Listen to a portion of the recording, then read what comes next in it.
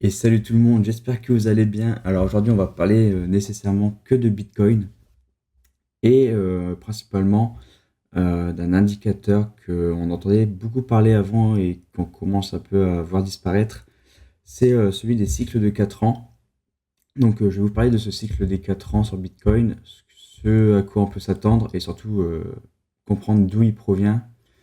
Donc pour faire simple, le cycle des 4 ans du Bitcoin, c'est tout simplement lié au phénomène récurrent des halvings, comme vous connaissez. C'est un événement qui est dans le code du Bitcoin et qui réduit de moitié la récompense des mineurs, donc environ tous les 200 000 blocs, 210 000 blocs, soit environ 4 ans. Donc c'est un cycle complet de marché qui va depuis le début de Bitcoin, montre un peu des cycles qui se répètent, qui est un peu du style hausse, euphorie, correction, puis accumulation. Donc, je vous ai fait une charte tout simplement pour apprendre un peu depuis le début de halving, comprendre un peu ce schéma des cycles. Donc, on va commencer avec le premier halving qui avait eu lieu en 2012, donc au mois de novembre, si je ne me suis pas trompé. Alors, comme je l'ai dit, donc on avait eu le halving. On a eu cette phase ici vraiment de hausse, puis une phase d'euphorie, la phase de correction, puis la phase d'accumulation. On arrive au prochain halving, donc en juillet 2016, où encore une fois après le halving, on a une belle hausse, même suivie directement d'une belle euphorie. On part sur une correction, une zone d'accumulation, et ainsi de suite. On arrive au prochain halving, encore une fois une hausse. Est-ce qu'on peut parler... Alors, j'ai déplacé ça, j'ai pas fait exprès. Mince. Est-ce qu'on peut parler ensuite d'une seconde phase ici, un peu d'euphorie, ou bien l'euphorie était liée déjà à cette phase-là qui a juste mené à une petite correction pour reprendre son mouvement initial. En tous les cas, on a quand même eu la phase de hausse, puis l'euphorie, une correction, une accumulation. Et pour cette année, on est reparti de nouveau donc, dans cette phase avec notre halving donc, de 2024, où derrière, voilà, encore une fois, la hausse. Est-ce qu'on est dans notre phase d'euphorie ou bien cette phase d'euphorie va arriver ensuite? On verra ça. Mais en tout cas, une chose est sûre, c'est que derrière, on aura aussi notre phase de correction et d'accumulation.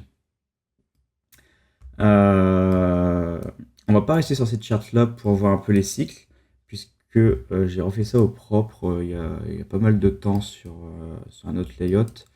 Et pour reprendre ces cycles de 4 ans, je m'étais basé par rapport à pas la date du halving, mais plutôt à un phénomène que j'ai remarqué sur les mois d'octobre, en fait, de chaque année.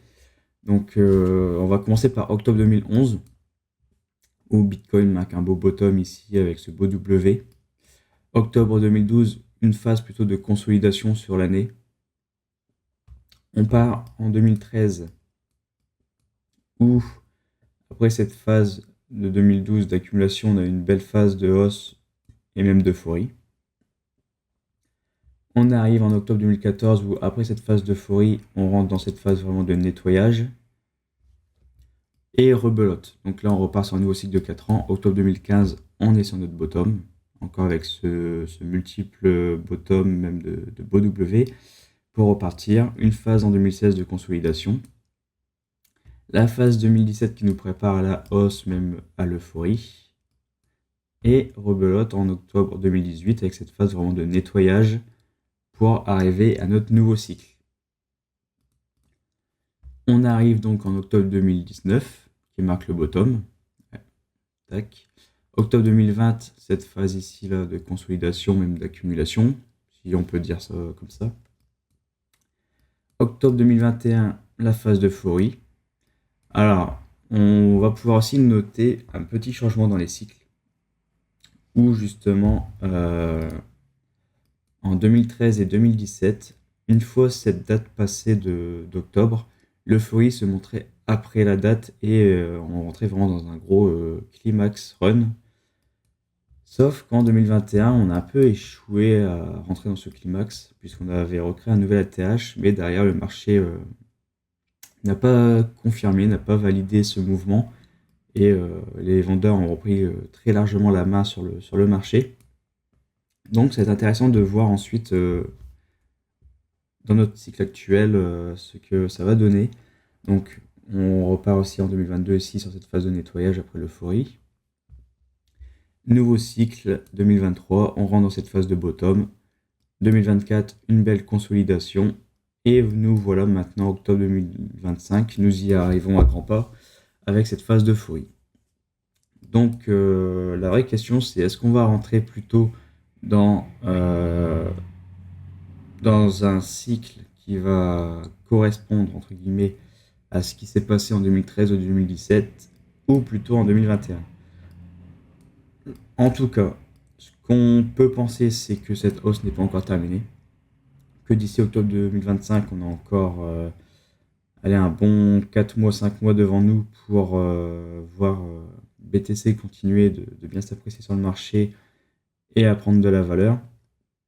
Et est-ce que du coup 2025 marquera potentiellement le top, comme ça a été le cas en 2021 avec un échec de la reprise, ou est-ce que ça va être le début vraiment de quelque chose de grandiose avec un énorme climax qui pourrait nous emmener vers des sommets qu'on n'avait pas encore imaginé jusque-là. En tout cas, c'est quelque chose d'intéressant à suivre.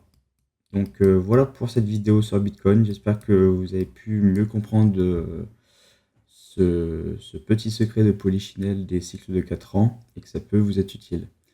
Je tenais aussi à vous dire que si vous pouvez laisser un petit pouce, un commentaire, ça me ferait extrêmement plaisir. Et surtout, n'hésitez pas à rejoindre notre Discord pour pouvoir discuter tous ensemble, de pouvoir partager nos trades, nos positions, nos visions des choses. Et également, vous pourrez retrouver toutes mes ressources pour le trading. Allez, ciao!